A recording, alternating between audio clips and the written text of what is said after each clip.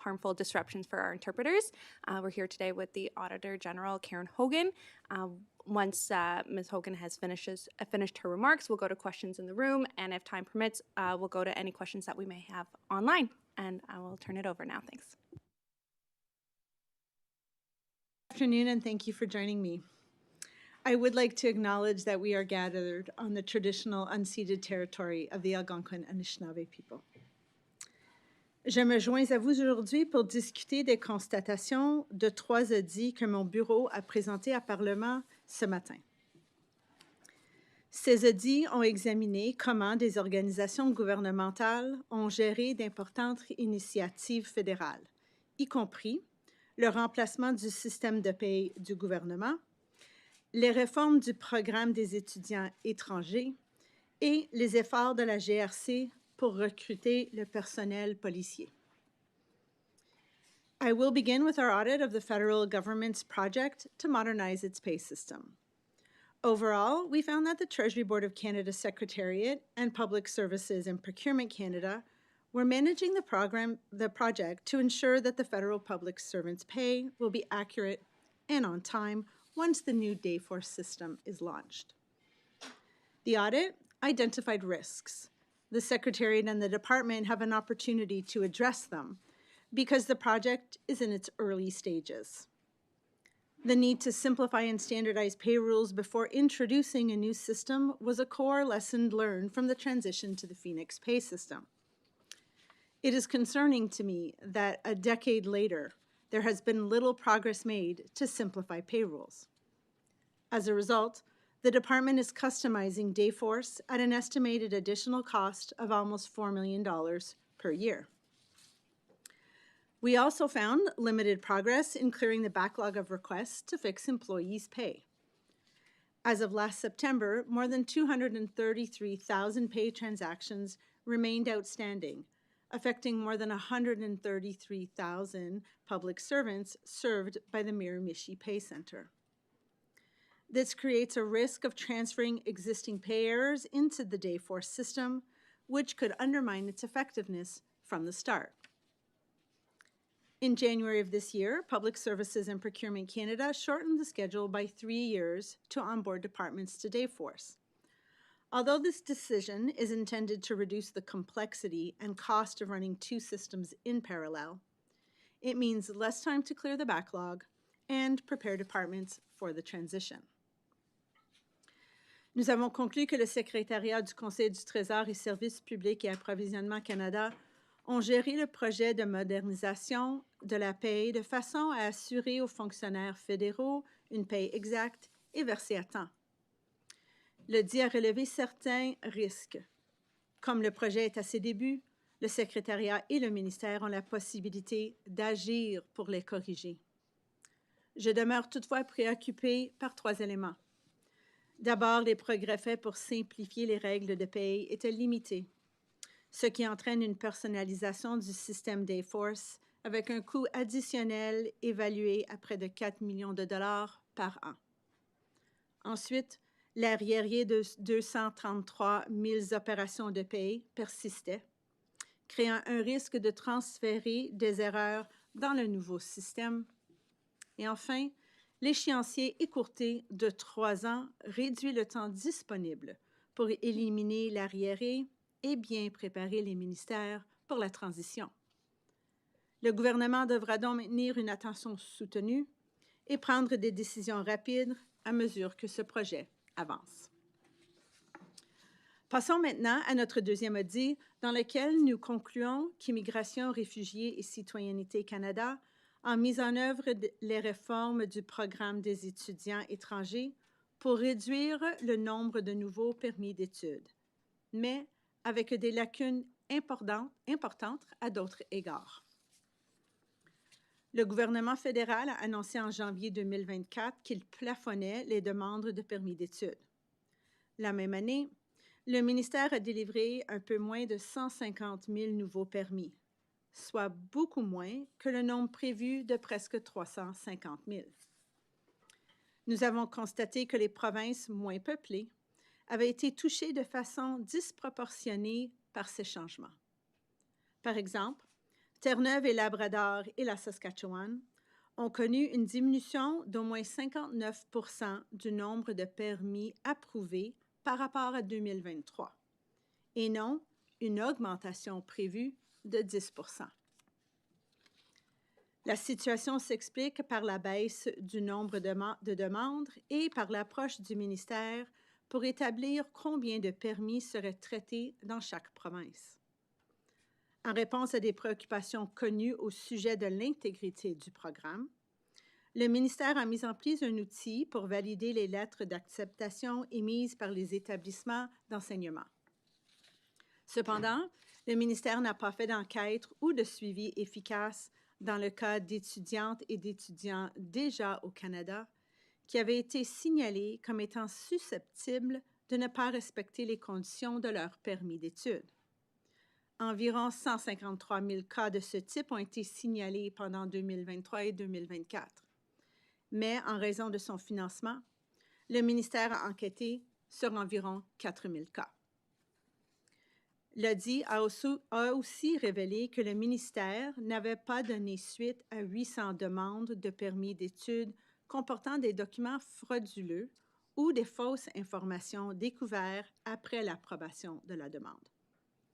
Dans la plupart de ces cas, les personnes en cause avaient ensuite demandé d'autres permis d'immigration alors qu'elles se trouvaient au Canada et plus de la moitié de ces demandes avaient été approuvées.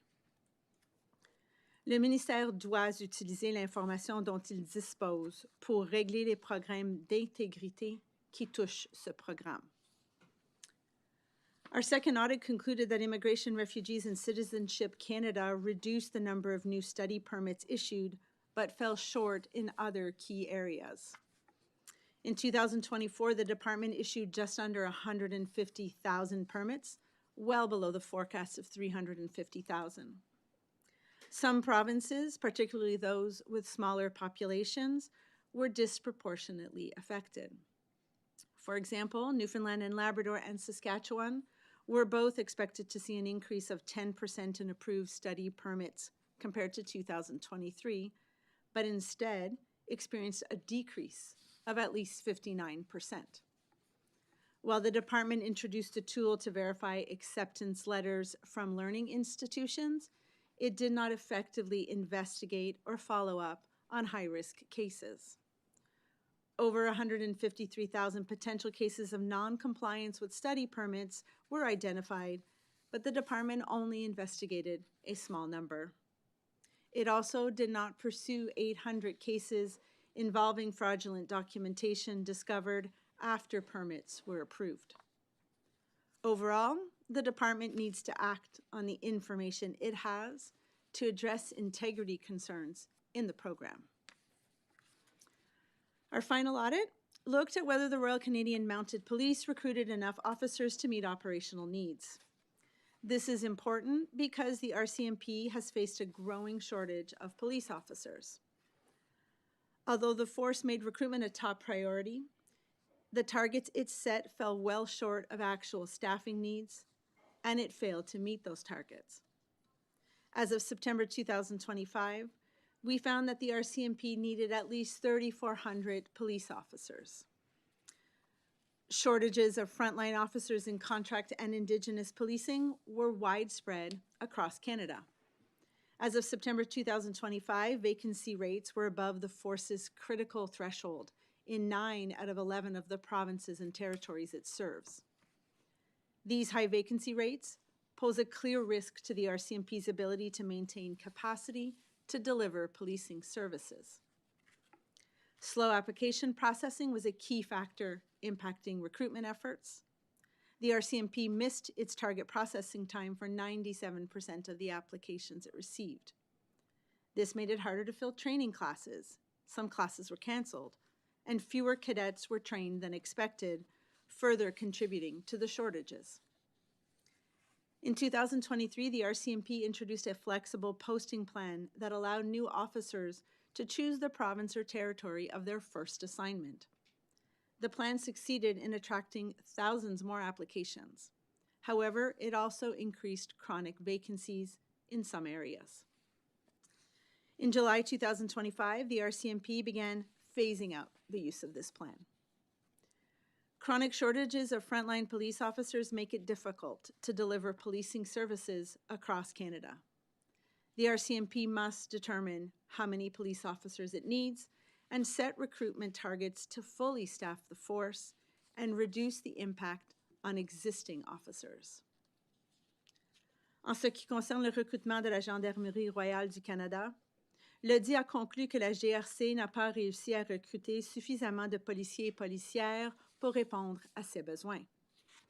Les cibles de recrutement fixées par la GRC étaient inférieures aux besoins et n'ont pas été atteintes. Des délais importants dans le traitement des candidatures a freiné le recrutement. La GRC n'a pas respecté le temps de traitement prévu pour 97% des candidatures.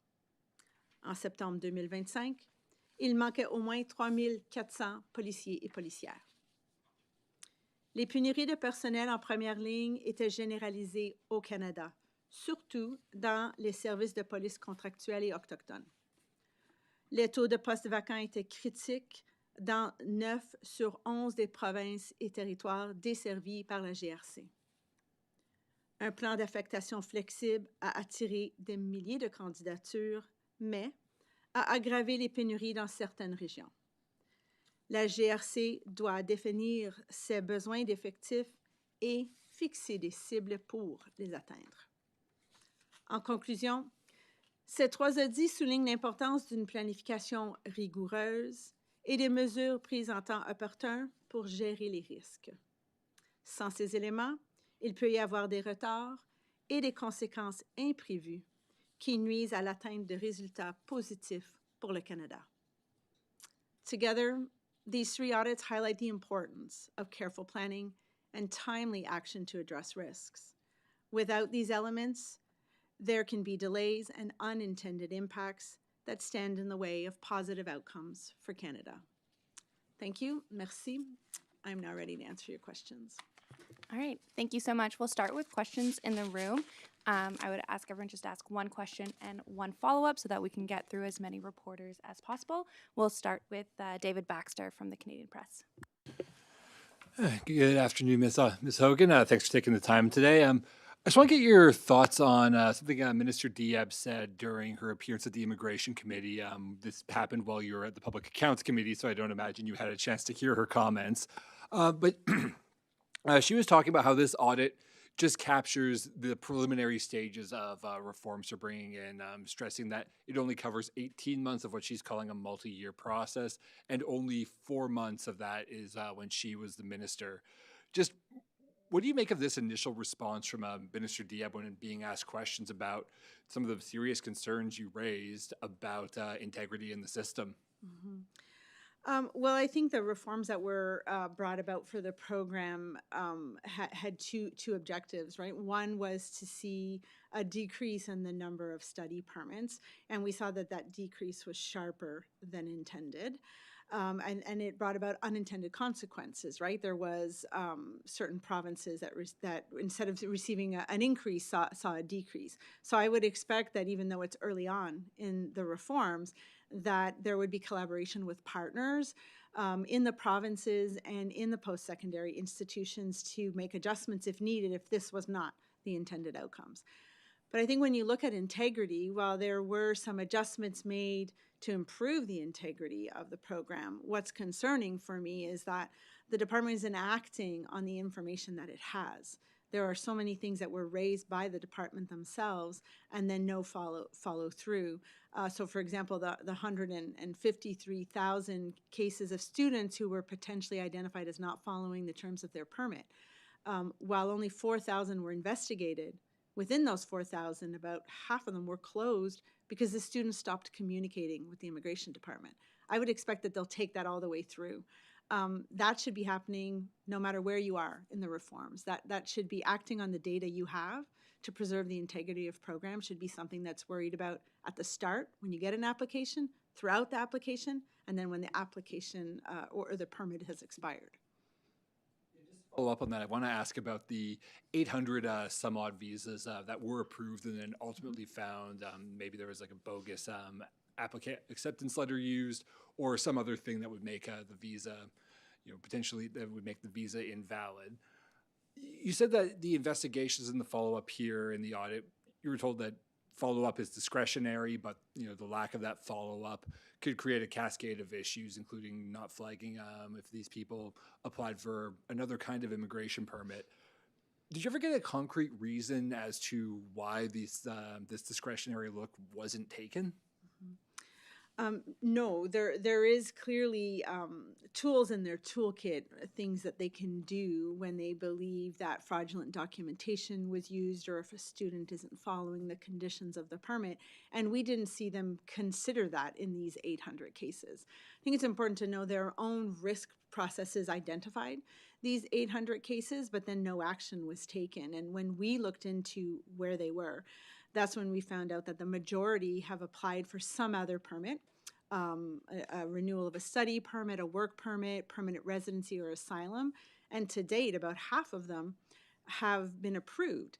Now, that doesn't mean they shouldn't have been approved, but the absence of having a warning or something on their file to say fraudulent documentation or misrepresentation was used in the initial application means you weren't able to then apply rigor on the second application. So I think they're just not acting on the information they have, and I would expect them to do that. They have the powers and the tools. They just need to use them. Thank you, and we'll go to Rafi Bujikanian from CBC. Thanks very much. Hi.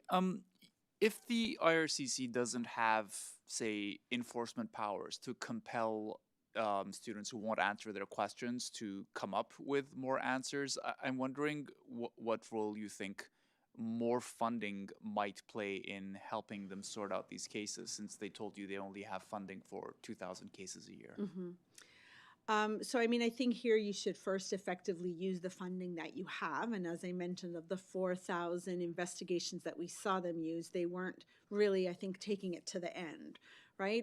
Closing a file because a student stops communicating with you is not uncovering whether or not they are actually following the conditions of their permit. One key element being studying full time. Right? So I would expect that they'll act on that information before they decide if they need additional funding or resources to use in a different way. But their powers can be something as simple as putting a warning on a file so that the next time the individual applies for something, you can apply more rigor at that point. Right? It is about managing the risks as a student applies and first enters Canada, managing it while they're in Canada, and then seeing whether or not they follow with the conditions once the permit has expired, which means leaving Canada or applying for another permit. I just want to switch over to the RCMP report. I'm wondering how quickly you think the Mounties can realistically turn their recruitment efforts around. That's an excellent question, and I hope one that you'll ask the RCMP commissioner. I know that I had a great conversation with him about the biggest sort of bottleneck, which is the slowness of processing demands or request applications to the RCMP. When you're doing it in on average 330 days, that's a long time. Their service standard is much lower. We talked about why that was happening. Well, an analyst at times who picks up the application and is supposed to move it through the process. Well, over half of those positions were vacant. The steps are all done one after the other instead of concurrently. And the commissioner and I talked about ways of, moving those around. And I know he's seized with that. I think publicly he's talked about already getting help to move it forward. How realistic will that be? Well, I think it'll depend on whether or not you set yourself measures to see if your attempts are being successful. All right. For example, they use that flexible posting plan to be able to determine, to increase applications and see if they could get more police officers. There was a great increase in applications, but it had an unintended consequences on aggravating vacancies in certain areas. So being able to monitor that and adjust as you go is something that I think will help them be successful in speeding all of this up. Thanks. And we'll go to Frédéric Pépin from Radio Canada. Oui, merci. Bonjour, Mme Hogan. Sur Phoenix, le système de paie, pouvez-vous nous dire est-ce que vous pensez que le gouvernement agit assez rapidement pour régler les arriérés? Dans votre rapport, vous faites état de 230 000 transactions qui sont en attente, mais on voit dans les statistiques du gouvernement fédéral qu'en date de février, là, quelques mois après les statistiques de septembre, ils sont déjà ils sont à 216 000. Donc, ça continue de diminuer l'arriéré. Est-ce que vous pensez que le gouvernement en fait assez? Vous, est-ce que vous pensez que le gouvernement aura complètement réglé tous les arriérés avant l'entrée en vigueur de Dayforce? Et est-ce que c'est ce que vous souhaitez? Je pense que chaque employé qui a une demande en attente dans l'arriéré souhaite que ça soit traité avant que Dayforce débute. Parce que si tu emmènes des erreurs de paye dans un nouveau système, tu vas avoir des erreurs de paye. Ça ne changera pas même si tu changes la boîte. Right? Si tu emmènes de l'information erronée, la paye va être erronée. On a vu du progrès. C'est certain qu'il y a eu du progrès dans les arriérés. Ils ont priorisé les ministères qui faisaient la transition dans la première vague. Une bonne idée, mais ça a causé moins de diminution dans les arriérés pour les autres ministères. Mais je suis plutôt préoccupée par les arriérés de longue durée.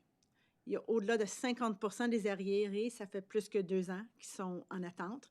16 000, ça fait plus que 6 ans qui sont en attente. Le plus longtemps que tu attends, le plus longtemps que ça va être pour régler l'arriéré. Il va y avoir de la difficulté, de la complexité, encore plus complexe si l'individu ne travaille plus dans la fonction publique. Alors, je pense que traiter les nouvelles, c'est facile et on peut faire du progrès, mais il ne faut pas oublier que ça va prendre beaucoup de temps, je pense, à passer à travers. Alors, il y a beaucoup de chemin encore à faire, mais je souhaite qu'ils les enlèvent toutes parce que ça va aider à éliminer les erreurs dans un nouveau système. Vous dites que le gouvernement a quand même beaucoup de travail à faire et devra continuer de travailler pour régler là, ces problèmes-là avant l'entrée en vigueur. Justement, avec les réductions d'effectifs qui sont prévues dans la fonction publique, vous avez dit vous-même, il y en a des gens qui quittent la fonction publique, ça demande des problématiques, mais le fait qu'il y a moins d'employés ou de personnel qui peut travailler sur ces arriérés-là, est-ce que ça vous inquiète, justement, pour pouvoir arriver aux objectifs? Je pense qu'une des leçons apprises de Phoenix était de ne pas enlever tout l'effectif quand on fait un changement de système de technologie d'information. Des fois, ça en prend plus même une fois qu'il y a un nouveau système avant de voir que tu peux diminuer les effectifs. Mais les changements de quoi vous parlez, je pense que ça l'amène à un autre risque. Alors, il faut avoir de la vigilance à gérer les risques qu'on connaît maintenant, les risques que nous autres, on a identifiés dans notre dit, mais aussi les risques à venir dans le futur. Et alors, la vigilance de toujours faire un suivi est nécessaire. Puis quand on raccourcit l'horaire par 3 ans, ça en amène encore un autre élément de risque que je pense que j'aimerais voir les plans être ajustés avant qu'ils vont trop loin là, dans le futur, parce que 3 ans, c'est un long temps pour adresser l'arriéré et préparer tous les ministères. Thanks, and we'll go to Catherine Morrison from the Canadian Press. Hi, thank you so much for your time today. I'm going to ask you questions about 2 of the reports. The first is on the RCMP. It seems like the RCMP incorrectly determining its recruitment needs may be a political problem, not a bureaucratic one, since the police force was tying its expectations for intake to its funding levels for hiring. Is that the case, or was it up to the RCMP to set higher recruiting targets that better matched its needs? Well, I mean, I believe the RCMP had a lot of data that they could have used to better set its needs, and really it's about limitations in their workforce planning that resulted in targets that were well below what they needed. They made a decision to really focus in on contract and Indigenous policing, which is just one of their business lines, but it's the one where the majority of the police officers newly recruited start their job. But to think about the needs there, it's not just about what's in all your contracts and agreements. You have to think about the fact that you then take experienced police officers and move them to the other business lines. And they weren't thinking about that. And then you also have to think about attrition, which is something that wasn't factored in to their targets as well. So if you're measuring success at a target, but your target is well below your needs, then it stands to reason that you're not going to recruit what you need to provide adequate service. Thanks. And secondly, on Phoenix, the report mentions that while the government has estimated replacing Phoenix with Dayforce will cost more than $4.2 billion, that the preliminary estimates didn't include costs for departments and agencies to transition to the new system. So I'm just wondering if you expect the total cost will continue to increase, and do you have any idea of how much the costs will be for the departments and agencies to transition? Well, I do expect that the actual cost of making this transition will be higher than what's currently estimated. The $4.2 billion is a preliminary estimate. It's rough. There is a lot of precision that needs to be brought into it. But one of the concerns that we did raise was the important gap in thinking about the costs for all the departments and agencies that have to do the transition. I think this is an opportunity for the government to really think differently here and not to just think in silos, right? Don't just think about who manages pay and the central agencies and what that new pay system will cost, but think about the fact that every single department and agency will have to change the way they work, change their processes and on board. And that comes at a cost. Back in 2023, we did a report on IT projects, the health of IT projects in the government, and we found that many departments said they weren't innovating or changing or modernizing because they didn't have the funding. So here's an opportunity to think about the government the way a Canadian thinks about the government. We don't think about each individual department. We see this big government, and why not cost it out that way? And that's why we recommended that they think about the cost of everyone moving on over. Thanks, and we'll move to Jillian Piper from Global News. Thank you for taking questions. I noticed in the International Students Report that you mentioned neither the CBSA or the Immigration Department knew whether about 23,000 students with expired permits had left Canada. I wanted to ask you if you got any sort of clarity on that number or why they were unaware of the whereabouts of those students. This is another example, really, of the Immigration Department not acting on the information that it has. So they had not identified or created a list of students who had expired permits.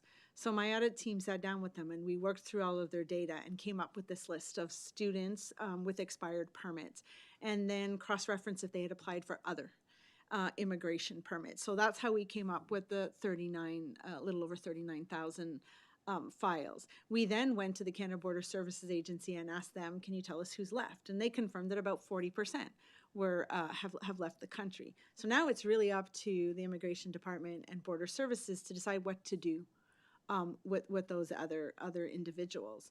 But this is where I would expect greater collaboration between the two departments and better sharing of information, which is why we gave them a recommendation to work together. They can build on what we've done. We've given it to them so that they can try and repeat this and do it again.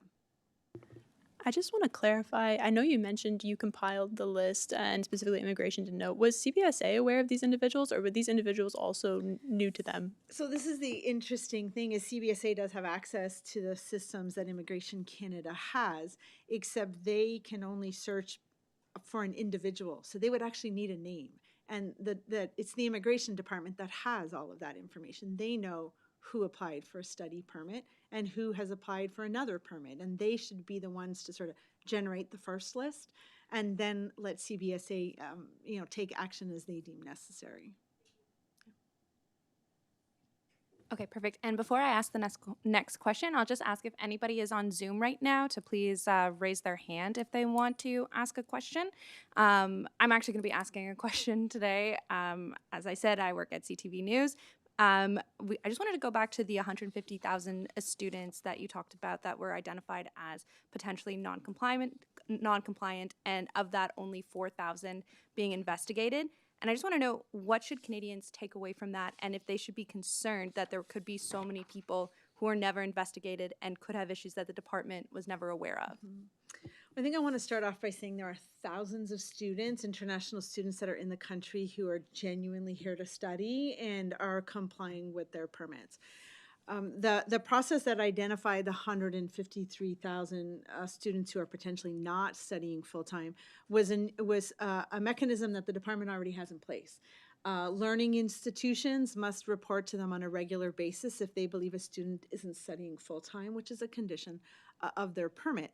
Then I understand that there are limited resources. So the fact that only 4,000 were investigated is something that the department has to sort of manage where it puts its resources. But what's bothersome is that in that 4,000, 40% were closed without really identifying whether that student was studying or not, because they didn't communicate. So I would expect that the department will act on all of those. There were 50 found to not be studying. Then I would have expected that the department would have put a flag on the file or canceled a permit or informed Canada Border Services Agency, but we're just not seeing that happening. So it's this lack of acting on the information that they have was where they really need to improve if they want to improve the integrity of this program.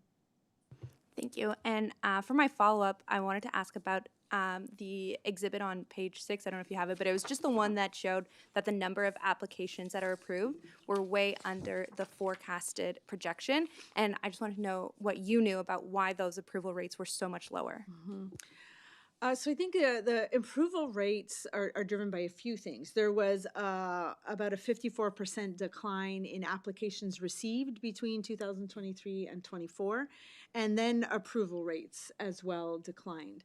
What was surprising was that the immigration department couldn't tell us why these declines happened. So we did look at some of their integrity measures to see if maybe they were some of the factors. So for example, an increased financial requirement, but we saw that it had a very tiny impact on the number of permits that had been approved. So I would expect that the department will look into this. One of the big reasons I believe there was a decline, however, in the number of applications received was because they canceled the direct student stream. Which in the past represented about 50% of the students that were receiving permits. So that clearly had an impact.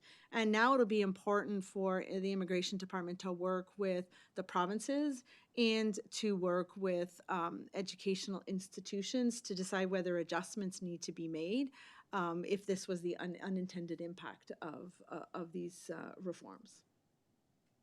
Thank you. And we'll now move to our Zoom questions. If you are joining on Zoom and you have a question, please raise your hand at this time.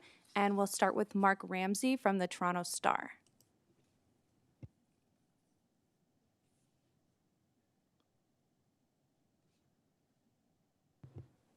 You could go ahead, Mark, if you're able to. I see that you've unmuted, I think, but we can't hear you. Can you hear me now? Hello? I can't hear you. Do you want to try again? Can you hear me now? Yes, we can hear you now, Mark. Please go ahead. Okay. Thanks for taking my question. I'm just wondering if you could, on the RCMP recruitment issues, as you know, the government has committed to increasing the total number of officers by 1,000 in the next few years. Can you just put that into what you found in that context? Like, a lot of the issues before had been about training capacity, and now we're talking today about applications and that kind of thing. Can you just do you see that as a challenge, them being able to increase that capacity by 1,000 people, given what you found today? Yeah, so it's my understanding that those extra 1,000 police officers are not solely frontline police officers, and we did focus in just on the front line. So obviously, finding different ways to speed up how the RCMP gets through applications is essential. It isn't a shortage of applications. It's really that there's only 6% of them that ended up being invited to basic training at depot. So it is about speeding up the process. You don't want to eliminate the rigor in making sure that you have a suitable candidate, but you do really want to see the RCMP focus in on the 40% or so applications over our audit period that either withdrew their application or stopped communicating with the RCMP. And when we did survey some of them, many of them told us it was how slow all of this happened. So I think as you speed up getting more in is when you have to think about training capacity. So right now we saw that about 18% of classes were at capacity, but as you start to increase the number of officers coming through, you'll need to work on that capacity. Because they don't have capacity to train all of their needs. So they will have to figure out a way to increase that while they manage speeding up reviewing of the applications. Thank you. And I'm just wondering, and you mentioned that too, that this plan to increase the force by 1,000 new officers is mostly focusing on the federal policing side. The government has said that. Do you think, given what you found in, over 3,000 police officers short on the frontline side, is that a misguided direction? Do you think there should be more of a focus on addressing that before getting into the other side of things? So, I mean, the federal policing side is the area of the business side that looks at domestic and international threats and security. And we did audits before on cybercrime and identified that there was chronic shortages in some key areas. So that is in that federal policing.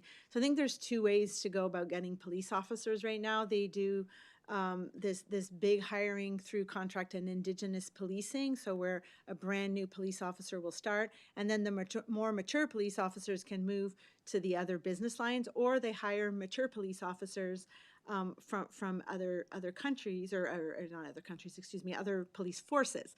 All that does, however, is put a gap in a different place in Canada. So I do think that there needs to be efforts in both areas to meet the emerging needs of the RCMP, but it's clear that there needs to be focus on increasing the number of frontline police officers in order to deal with the chronic shortages. Okay, thank you, Mark. We have just under 9 minutes until the press conference is scheduled to end, which doesn't usually happen. So if you have time, is there anyone else in the room who would like an additional follow-up?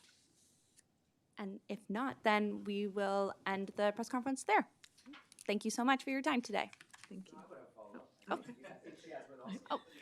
What the heck? Okay. All right, let's start with... you mentioned there were some pretty serious concerns with the integrity of our immigration system in light of the International Students Report. What was your reception to this report from the government department? Do you think there's a willingness to fix some of these gaps and use the tools that exist, as you mentioned earlier?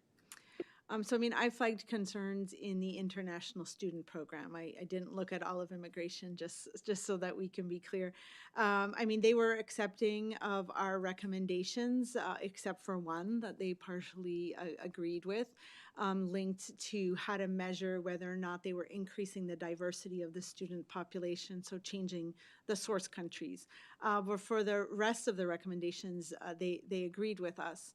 I think time will tell, like anything, when we issue recommendations, how they will act on it. And this is where I think parliamentarians and the media play an important role of keeping some pressure on the department to make sure that they act on our recommendations in a timely way. Okay, thanks, Frédéric. Merci. Est-ce que, en général, est-ce que vous diriez que vous êtes confiante ou inquiète par rapport à Dayforce qui s'en vient là bientôt? Vous soulignez plusieurs inquiétudes. C'est le même gouvernement en place depuis plusieurs années maintenant. Oui, ils sont d'accord avec vos recommandations, mais est-ce que vous êtes plus inquiète maintenant que vous l'étiez par rapport à vos autres rapports que vous avez faits à ce sujet-là dans le passé? Alors, je pense que le projet est vraiment aux phases initiales. Et c'était une décision consciente que j'ai prise pour faire un audit au début, pour que je puisse être impliquée, que je contribue à la gouvernance et que je contribue à l'élaboration des risques et des mesures de mitigation. Je suis préoccupée parce que le délai a été raccourci par 3 ans. Je pense que ça va prendre du temps à passer à travers l'arriéré des transactions de paye. Ça fait, dans certains, au-dessus de 6 ans qu'ils existent, comme j'ai mentionné. Alors, je pense que je suis satisfaite qu'ils sont sur la bonne voie, mais je soulève des risques que je m'attendrais soient adressés et après un suivi continu. Tu sais, c'est pas juste, OK, on a trouvé un risque, on va le mitiguer aujourd'hui, mais c'est pour s'assurer que si on fait un autre petit changement, quels autres risques vont émerger et comment qu'on va les adresser. Ça prend vraiment de la rigueur. Je m'attendrais beaucoup de rigueur d'ici 2027. Puis après un ajustement, après les premières ministères ont fait la transition pour voir s'il faut ajuster le plan. Oui, Thanks, Rafi. Sure, thanks. Hi. You were talking in your opening remarks about how smaller provinces were disproportionately impacted by the international student program cuts. Is there anything the government can do to reverse that situation? Well, I feel like that's probably going to take some time to see the reverse. The decline was much sharper than was expected across some of the provinces.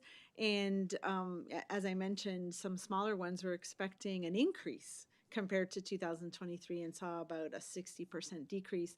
So I think this is where collaborating with their provincial partners and the learning institutions will be essential to see what adjustments, if any, need to be made to the program. But overall, the goal was to reduce the number of temporary residents by reducing the number of permits, and that was met, but just much sharper than I think anyone expected to see.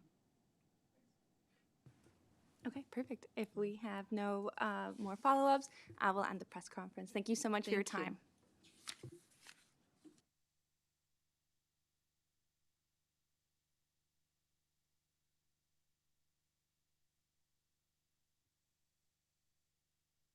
Recording stopped.